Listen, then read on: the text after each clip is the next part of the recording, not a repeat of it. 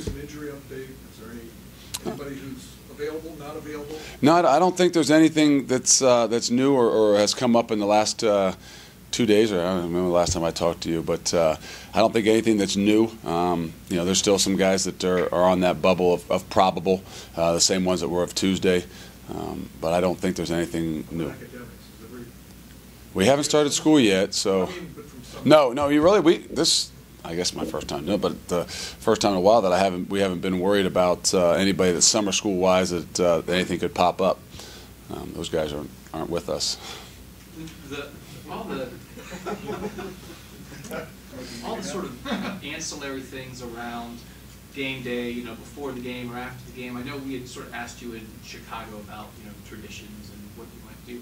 How much time did you end up just trying to think about those little things, and will there be just things in how the team comes into the stadium or leaves the stadium that fans might notice anything that's different or new? No, I don't think there's a whole lot. I mean, that's not something that is big to me. Again, it's a unique situation, and our senior class has a lot to do with what they believe and what they want and what they've been accustomed to, maybe. But in the situation that, to me, I took a lot of consideration in talking with them at the things that meant a lot to them. And so will it be a lot of different things to the outside? I don't think so.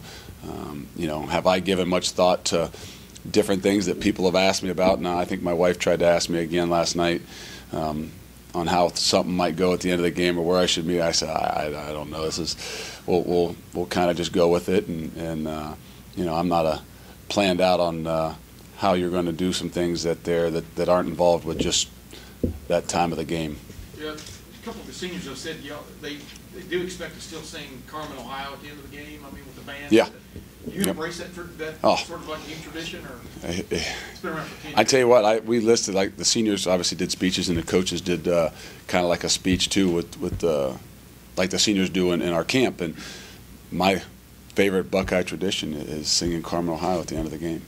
I told them it was something that I don't think I knew any words to when I was in school here other than Ohio. And every one of my kids can sing it.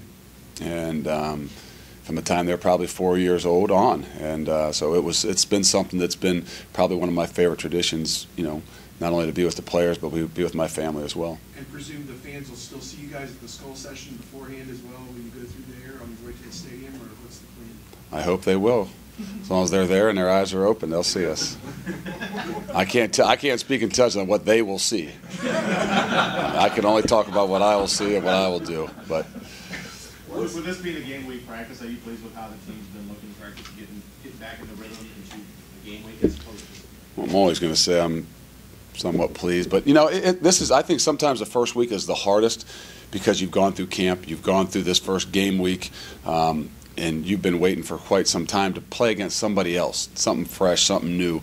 So I don't think it's any different than any other year. Our emotions have been good. I mean, our energy has been good. The focus is something we're always going to harp on them about. But these guys are excited. They are extremely excited. I don't know that it's any more exciting than any other year, but I know that with all the other things that have gone on, they're excited to go out and perform. Luke, Drew Posey could have gone and moped in the corner for 5 weeks and stuff. Just talk about him, your impression of him in practice, working with the young guys, and knowing he can't play for 5 weeks. Just what's been your take on the way he's handled his situation? He's been great for us in practice. And I hate to say it that you've got more than one guy that's in that situation. So I think those guys have been able to rally together. And understand if it was you by yourself, you might feel a little bit different. You might have a little bit of pity for yourself, and I'm sure there's different things that go through your mind. But for what they've shown and what they've done on the field, I mean, DeVere's done a great job. But Boom Herron, Mike Adams, those guys, Solomon Thomas, they really have done an unbelievable job in helping us out and doing what we've asked them to do. Will those guys be at the hotel Friday night and walk through? They will not be at the game on Saturday. Not be at the game no. at all anyway? No. So they will not be there Friday night? I didn't say that. I mean, Friday night, I mean, we have freshmen, we have guys that aren't on travel lists that, it's pretty much, our guys are open. Not that it's the team meals and things, but, You know, so at the hotel watching a movie at night, I mean, it was pretty much open to anybody on the team. Are they not allowed to be at the game on Saturday by rule? No, or no. is it just your? No, it's there. I don't think there's any NCAA rule that says they couldn't be in the stands. But I mean, on the sidelines, they're not, are they not? no, they're not allowed to be on the sideline. Not allowed to be on the sideline. How interested are you for Saturday? No, I mean, I don't mean to be, but I want to focus on the guys in this thing. I'm excited. You know, if I thought about it, if I sat and thought about what, no. I think they always are asking. I told somebody the other day that, you know, do you remember everybody was talking about the first time they ran out of the tunnel and they were on cloud nine. They didn't feel like their feet were touching the ground. You know what? I don't remember that as the first time I ran out of the tunnel. Maybe it's because, you know, I had the fortunate chance to be playing. And the first time I ran out there, I was more focused and worried and understanding what my job was. And I didn't get to maybe absorb the atmosphere and look around and be in awe of the 98,000 at that time. I was focused on what I had to do, and I presume it'll be very similar come Saturday, that, you know, I won't give myself a chance to look around at the 106,000 and think about anything other than, you know, what that 60 minutes has to be done. You know how many people were there? What's that? But you know how many Well, there's a thing, you know, you see those pictures now that say 98,000, so I'm like, maybe there was only 96 there that day. You know we played? Thanks. You see, come on, Tim. Big day. Do you know who I was playing with next to? Big day. We were rolling every 3 plays. Do you know why? Because they didn't know he was Big Daddy yet. It wasn't until the end of the third quarter when Coach Young came over and said, you know what?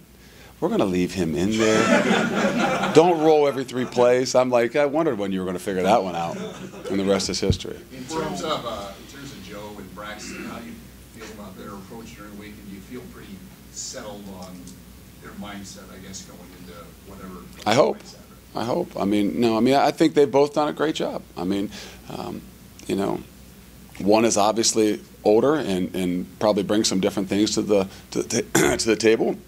The other one is younger and, you know, is probably a little bit more emotional. But, you know, it's a tough time for both of them. And, you know, how they handle their emotions will be a big thing. You know, I've told them we've all got the utmost confidence in what they can do. It's our job to give them things that they can handle, but it's their job to be able to control and handle their emotions.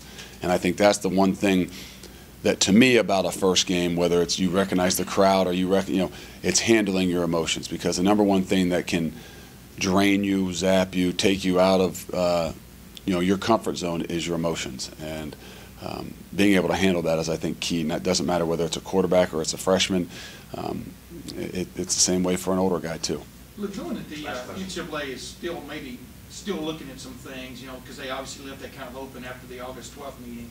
Is that a distraction at all for this team? Have you noticed? I mean, are guys looking over their shoulder, or is it? No, I mean, you know, we just try to really communicate to them that we focus on what we can control, and those are things that we have no control over. How you handle your family situations at home, everybody's got something. You know, we try and say, hey, when you walk in these doors, we got to make sure that our focus and our energy is spent on this. How you handle those things outside will determine how successful you can be. But, you know, I'd be lying if I said no one's worried about, nobody's looking over their shoulders, because I don't know what's in their heads. You know, I know what we're trying to plant in front of them and what we're trying to say and reiterate to them that, hey, let's just control the things that we can control. The past is in the past, and let's continue to move forward. Thank you. Thanks.